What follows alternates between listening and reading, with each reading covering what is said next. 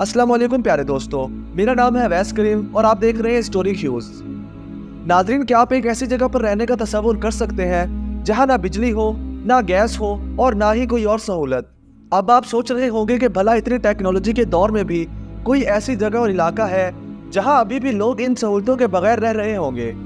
तो सुन लें कि जी हाँ, आज 21वीं सदी में भी दुनिया में एक ऐसी जगह मौजूद है जहां लोग आज भी ऐसे रहते हैं जैसे हजारों साल पहले रहते थे, यानी कि पत्थर के दौर में। आज की वीडियो में हम आपको दुनिया का एक ऐसा कोना दिखाएंगे जहां ऐसे खौफनाक और दरिंदे लोग बसते हैं जो दूसरे लोगों को देखकर जिंदा चबाने की पूरी कोशिश करते हैं। नाज़रीन, इस अजीबो गरीब जजीरे का नाम नॉर्थ सेंटिनेंटल आइलैंड है, जिसके बारे में कहा जाता है कि ये दुनिया का आखिरी आबाद इलाका है जिसका बाकी दुनिया से कोई राब्ता नहीं। ये जजीरा भारत के समुद्री हदूद के अंदर बहिरे बंगाल में अंडमान और निकोबार में वाक़या है और ये जजायर ताजे बरतानिया के पास थे जो तकसीम हिंद के वक्त भारत को मुंतकिल हो गए। अंडमान जजायर की वजह शोहरत काला पानी की कैद है, क्योंकि पूरे बरसगीर से अंग्रेज हुकूमत अपने कैदियों को यहाँ कैद करती थी। अंडमान के मगरिब में 32 किलोमीटर के फासले पर 5 जजीरे हैं जो सेंटिनेंटल के नाम से जाने जाते हैं।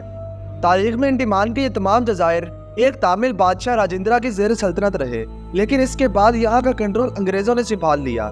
बाद अंदाजों के मुताबिक यहाँ रहने वाले लोगों के घर घने जंगलों में घास फूस से बने हुए हैं, जिसके सामने कोई दीवार या बरामदा नहीं है। इनकी खुराक फल, सब्जियां, शहद, जंगली सुअर, कछुए और मछलियां हैं। ये कौम दुनिया की अनोखी तरीन और अकेली कौम का दर्जा रखती है, जिनका बाहर की दुनिया से कोई राब्ता नहीं है। लिहाजा इस दुनिया को खुद मुख्तार जजीरों में शामिल किया जाता है।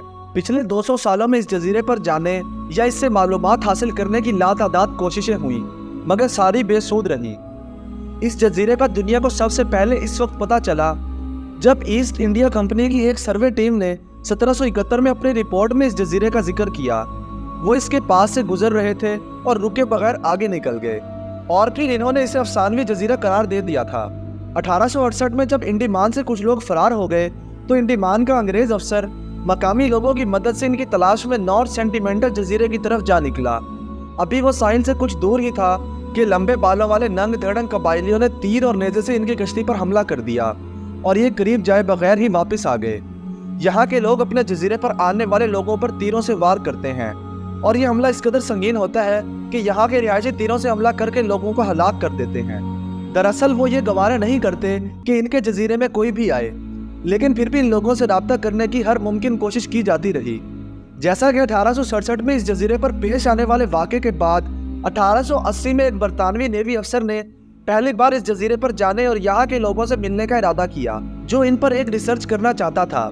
जब वो इस जजीरे पर उतरा तो इसने देखा कि यहाँ के लोगों ने इस जजीरे पर मुख्तलिफ रास्ते बनाए हुए हैं और रहने के लिए छोटी छोटी हट्स हैं। कुछ देर बाद इसे यही एक बूढ़ा आदमी और एक बूढ़ी औरत नजर आई, जिनके साथ 4 बच्चे भी थे।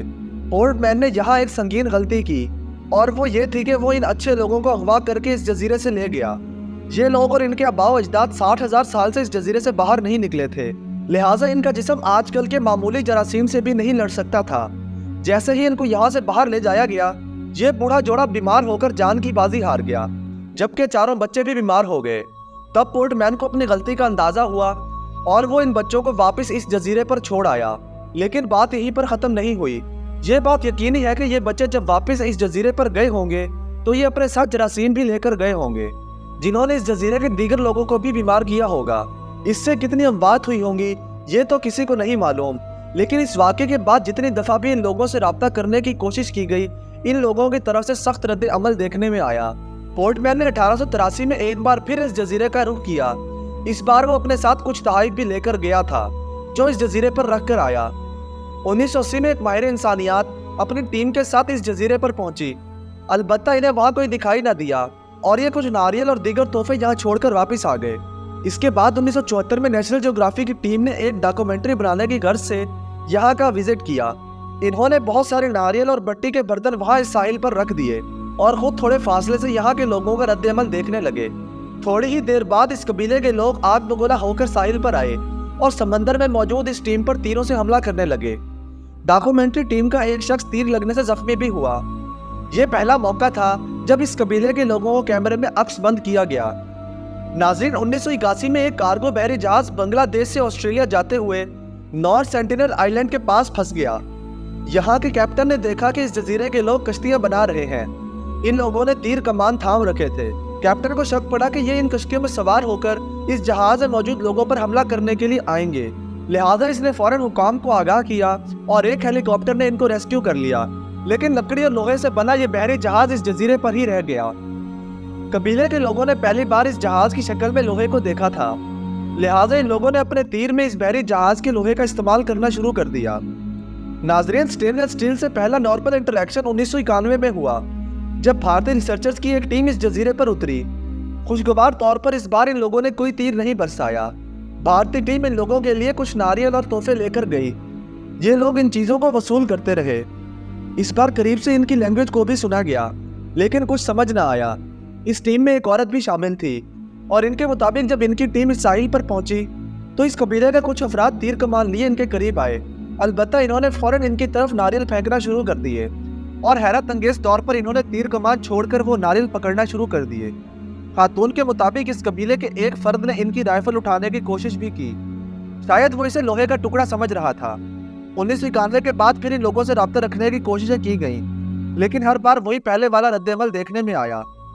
यानी ये लोग बाहर के लोगों को देखकर भड़क उठते थे और तीरों की बरसात शुरू कर देते थे।